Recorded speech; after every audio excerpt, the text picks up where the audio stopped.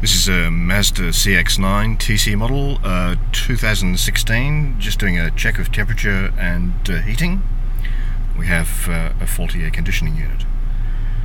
It appears that quite a few of these vehicles have the same problem. Exterior temperature is 3 degrees Celsius. Internal temperature currently is hovering around 24.8, 24.9, nearly 25 degrees.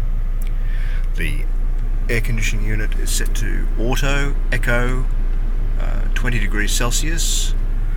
So the cabin temperature is at least 5 degrees over temperature, and at the moment the vents are blowing air at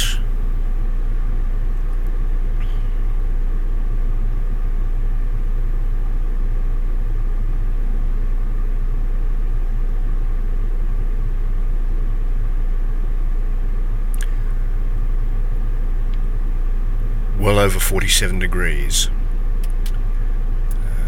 This is bearing in mind, of course, that the internal temperature is well above the temperature which has been set on the air conditioning unit. Thanks for watching.